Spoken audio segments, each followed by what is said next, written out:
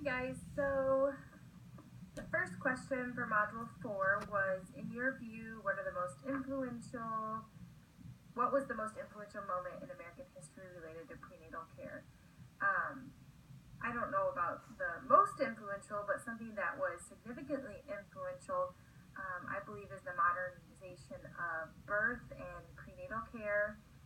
And I just think that all of the technology that we have now has made a huge difference. It's been increasingly significant just as the years go on, and I think that impact is incredibly influential. We have ultrasounds, we have blood tests. I mean, the technology, you could just list and list and list, and all of these tests that we have prenatally now, all of the interventions that we do during labor and birth. I mean, it just goes on and on as, time goes on. So women used to birth at home, and then it gradually kind of moved into the hospital and moved into like a medicalized birth format. And I think that has significantly impacted prenatal care, as well as labor and birth.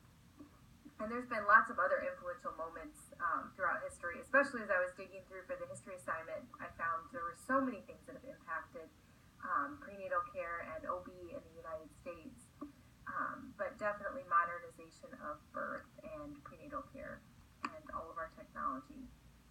So number 2 was, after reading about Monique's experience and the multimedia, compare and contrast midwifery in the United States and abroad. Well, Monique, she was helping babies out in huts, helping women birth in huts and on, solid, hard ground. And something that really struck me when I was reading was, she said that, in one of the stories, a woman gave birth, and within minutes she got up, she walked outside, and she washed herself. So I think in our culture, that's something that is kind of foreign, and is becoming a little bit more popular, that women, birth is not a illness, but it's just a part of life. And it really, really was in the book, if you read about Monique's stories. And that just really struck me, that like literally she just had a baby, and then she was expected to get up and go wash herself outside, without assistance. That's just crazy. And so different and empowering too. And then in South Sudan, what struck me in that video was the story about the woman who, in full-blown labor, as an act of desperation and for an emergency C-section, she traveled on a motorcycle in full-blown labor. And I just think, if you were to picture that in today's society, we'd be like, what? You did what? It's just crazy. And then the other thing in South Sudan, they talked about 80% of births were at home and unassisted, and neighbors were helping with the birth. There were no birth professionals or even experienced people who knew how to birth babies. It was just like the neighbors were helping and their family was helping. And I just can only imagine, going over and knocking on my neighbor's door and saying, hey, Bob, is Shirley home? We're having our baby, so we're going to need her to come help with that. I mean, that is just so unknown to us and so different. And then also in South Sudan, they said they had one of the highest maternal death rates, which would make sense if they're birthing at home unassisted and their health care is not that great to begin with. They don't have healthy moms. That's just crazy. But I was really excited to learn that they have these colleges that they're setting up for midwives, and even though they have this insane shortage of midwives, they're creating a place for education where they can come and learn and get experience with birth and help women safely deliver babies. And then in Ghana, they said only 41% of women in rural communities in Ghana would deliver in a health facility. And something that also stuck out to me with Ghana was that, I think it was in the Ghana video, they had those mama packs, and they had like all these like sanitary and like pads and like these just all these supplies for delivery. And I was thinking to myself, they had to work to get those and find the money and the support to get those items. And that mama pack is something that we would just walk to the storeroom at work and literally grab that pack and not even think twice about it, because we have such readily access to that kind of stuff here. And they had to jump through hoops and create those packs and get the financial support for those.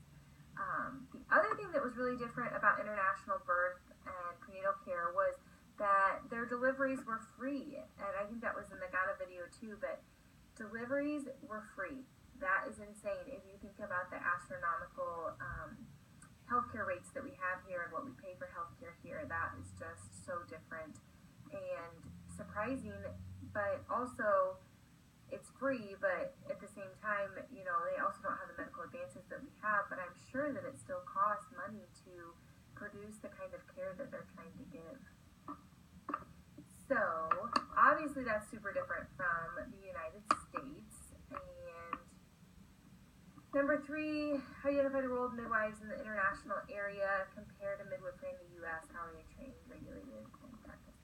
So, internationally, it seems like, in a lot of those videos and in Monique's book, they were often trained by the most maternal figure in the village. So if they didn't have a trained or semi-trained midwife, the most maternal figure in the village was helping deliver these babies because she's been through the most births. Or in the case of, I was talking about before, it's just neighbors and family members helping that don't know what to do in case of emergency, or to help mama navigate through that birth. But like I said, I was super excited to hear that they're training more women in Ghana and trying to make more schools for midwives. So it sounds like they're not regulated there, but they're trying to get that more formal training. And in the U.S., of course, we all know about our program. The Certified Nurse Midwifery Program requires a master's or a DNP. So a lot more training here in the United States, which is comforting to me that we know that these practitioners are licensed in our country and have experience. And then also I know some states still allow certified practicing midwives who get a certification but don't have, of course, the same training as a CNM. And then there's also lay midwives, and there's underground midwives who aren't really midwives, but they're just delivering people's babies. So that training is still significant. Everything in the United States is so much more significant in training than in those other countries that we've been watching and reading about.